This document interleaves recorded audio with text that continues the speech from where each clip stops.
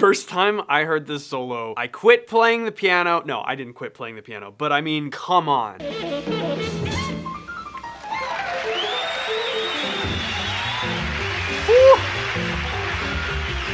And if you just look at this first line of this solo, it is wild.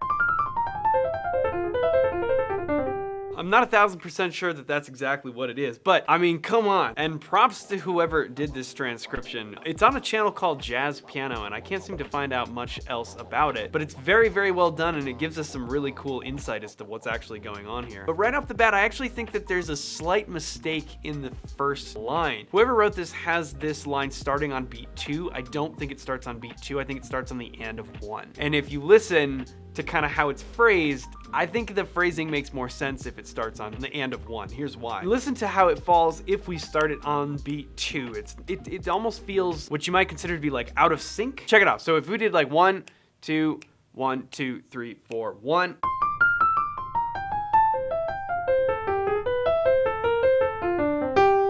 That's how it's written here. And if we listen, I feel like the and of 1 makes more sense. Let's try that. 1, 2, 1, 2, 3, 4.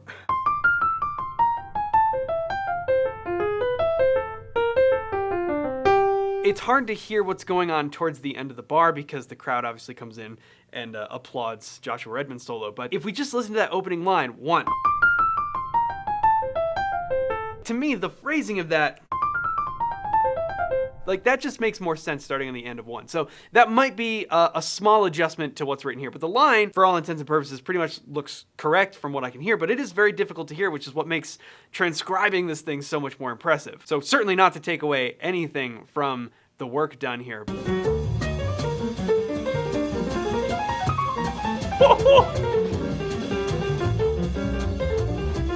Oh my God, okay, I have to stop. I gotta stop because, like, listen to that. That right there. Woohoo! Wow. Jeez. So that line is over a 2-5 in F, right? And the first chord is like kind of leading into a minor 2-5, but it winds up coming major. So it's G half, 5, C7, and then it winds up going to F major. But like on that G half diminished, we have this, which works really well. I mean, that's the only note that's maybe interesting there is it A flat or A natural?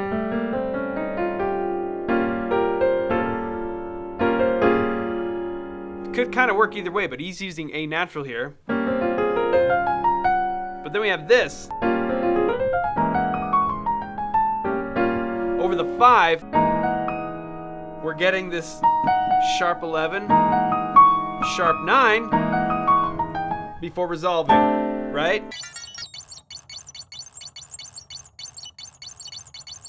Woo! Woof! Man, after the 20th time you try to play that, your hands don't want to move anymore. Side note, holiday sale going on right now, 70% off our entire library if you want to get all 6 courses as one bundle, or you can get 50% off any one course, or we have 3 course bundles put together for an insane discount as well. Use the link in the description. Let's keep going. Oh. So much resistance here to just like blowing a bunch of lines. Really interesting rhythmic. Now we have some interesting stuff. Check that out. This is what makes Brad so incredible. And it's such like a Brad sound. That one line right there. That right there is just so characteristic of Brad's sound, and it's one of the things I love the most about it. Little subtle changes to the harmony there, because like if you guys know Night in Tunisia, we're kind of sitting on this E flat dominant, D minor, E flat dominant, D minor, E flat dominant, D minor, and then it's just a 2, 5, 1 back to D minor, right? So what he's doing here is going back and forth, but then this one line, we changed the E flat dominant to an E flat like minor 11 or minor 9 sound, and then just drop it a whole step before doing our 2, 5, 1. Check that out. I mean, if we just took that harmony in general, say we weren't actually trying to play Brad solo, we were just trying to use that harmony, we get something like this.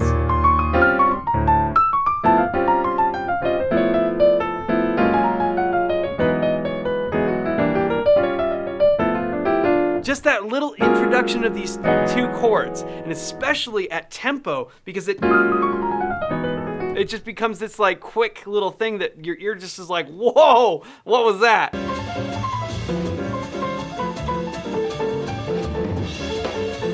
Still with this theme, we've been developing a little bit. Here we go though.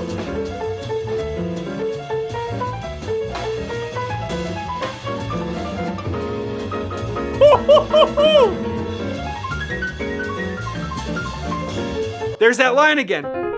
It's the same thing, right? So this is a piece that he's obviously worked into his vocabulary using that shape and that shape over these two chords. G half to C dominant. And then you can kind of do whatever you want with something, in that ballpark. These are the little glimpses that you get into the types of vocabulary that players like Brad are able to put into their playing that they can call upon whenever they want. This is why it's so helpful to transcribe guys like this, because you can use these little pieces. I mean, I could steal that if I want. That's a great line. You can take that and put it into your own playing.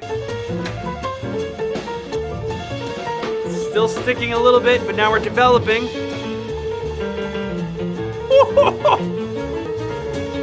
Try to keep track where the one is. Oh man. That's that little line that's going on there. The technique there, good Lord. It's not that it's hard, it's just that when you're doing it at that tempo for that long, that gets really difficult really quick.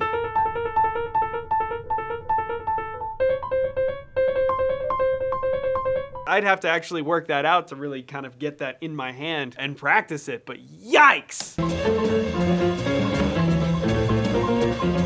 Oh man, the total fluidity, the time.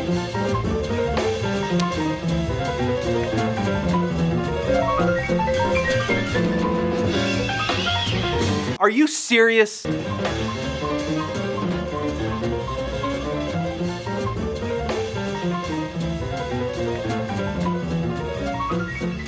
This is so crazy. What he's doing in the right hand, it's not really that hard. Okay, I caveat that because this is what's so crazy. Because while that's going on, we have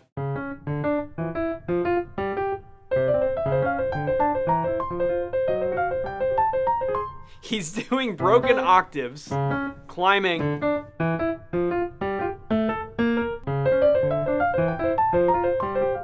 I don't even know what the rhythm is, but it's the combination of the two things that are kind of unrelated to each other, but not unrelated to each other.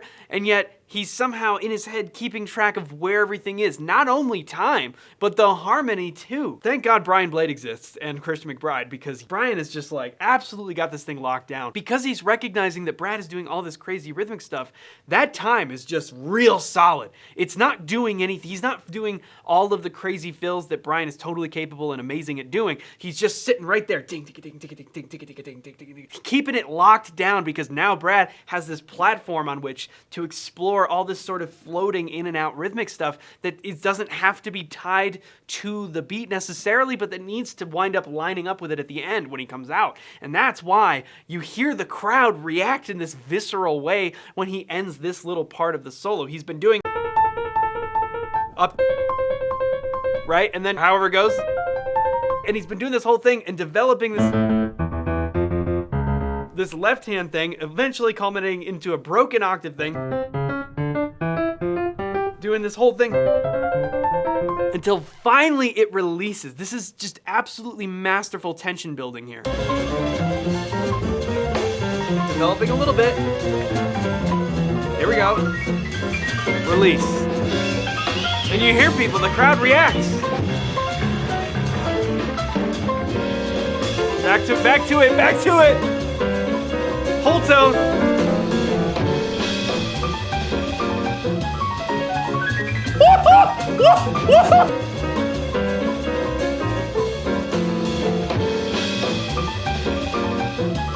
we're back here, right? And we're just, you know, and for a second you think that Brad's gonna go back into playing some kind of normal lines.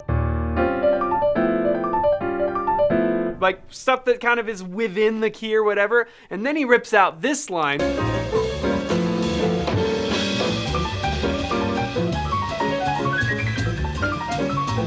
Goes out, comes back in, because by the time we end that line, we're back to, we literally end on like just a chord outlining of this upper extension of A dominant, which is the 5 chord. And then we just end there. He might have been aiming for, I don't know, but like, still works great. And we have this crazy outline that winds itself back around and ends up resolving in a way that makes complete sense.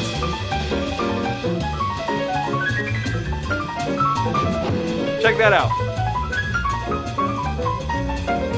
Woo! Oh my God, I quit. Thank God this transcription is here, because otherwise, how on earth would you make sense of any of this, right? There is a shape. What is that? Maybe it's this.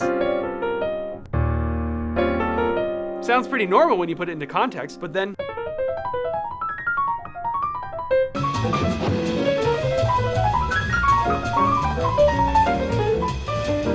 don't even worry about how it goes with the harmony.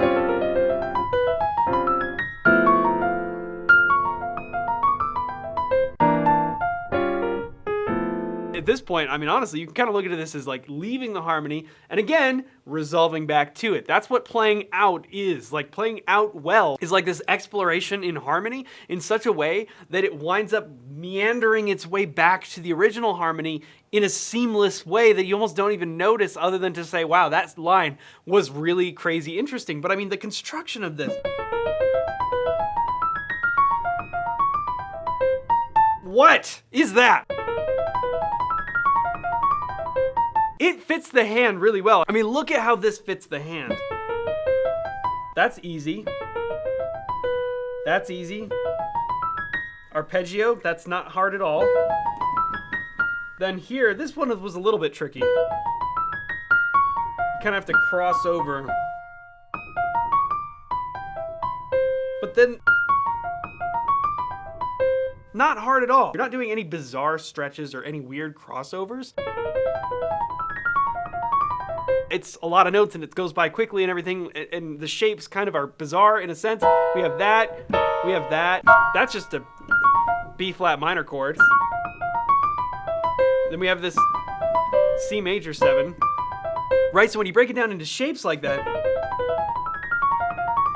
you start to see how all these things go together. Like, this isn't something that is completely on a level that's impossible for anyone to reach. What's amazing is the fact that this is improvisation and he's making this up in real time. Now, I say making it up. Of course, there are components to improvisation where it's like, yes, there are things that we work out or harmonic changes that we kind of like tend to utilize time and time again, that is part of our vocabulary. That's why pianists sound distinctly different from one another, and you can always kind of tell if you're very familiar with the player. You can tell who you're listening to just by the language that they choose to use. So yes, it is completely improvisation, but yes, it's pulling from things that Brad has of course worked out over time in his training. But this is all stuff that you can do as well. It just takes a lot of work and awareness to even think to piece together these harmonies.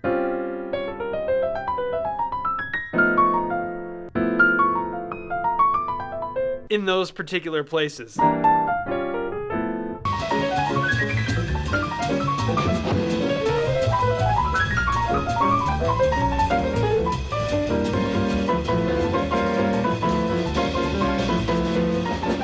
Talk about a way to wrap up a whole phrase. This clearly is like a verse of Brad's solo complete.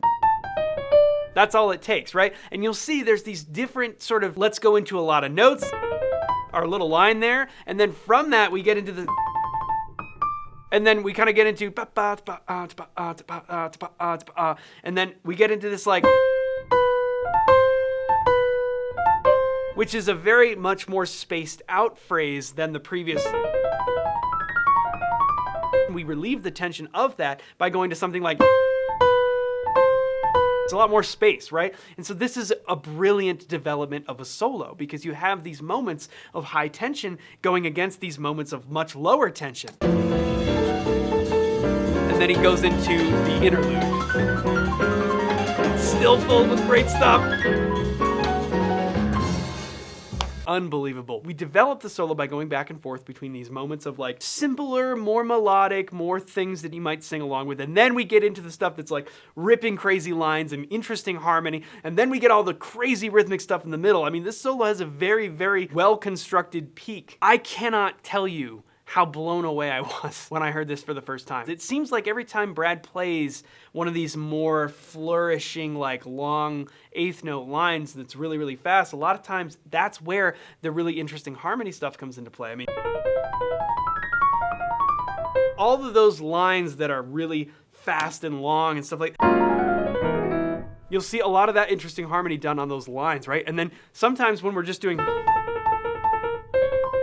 we are doing interesting harmony, but it's a little more almost like sticking to the harmony of the tune, right? Because if we're doing all this crazy rhythmic stuff, we have to give some indication of where we are. We don't have to, but that seems to be what he's doing here. And the audience is able to follow along and hear all these places where we're lining back up with the original harmony, back up with the original melody, and we're keeping the form of the tune the whole time. This is just such a masterclass in how to construct a solo. Special thanks to the channel Jazz Piano. Fantastic job on this transcription. Unbelievable work, and that made it very, very helpful for us to take a look at this, so I'm very appreciative of that. And of course, I'll link that video down below. And don't forget, our holiday sale is going on right now. You can get our entire library for 70% off. That is a bundle consisting of every course we currently have available on the Academy. If you already own some stuff, you want to pick up other stuff, you can get 50% off any one course, or we do have a couple of 3-course bundles put together for an insane discount as well. Check out that link in the description below and take advantage of this holiday sale while it lasts, because it will shut off at Christmas. So be sure to take advantage of it now. That's it, guys. That's gonna do it for today. This is actually, I'm super excited about this format. I want to do more of these because I think it's really cool to see how jazz solos are constructed, and it's also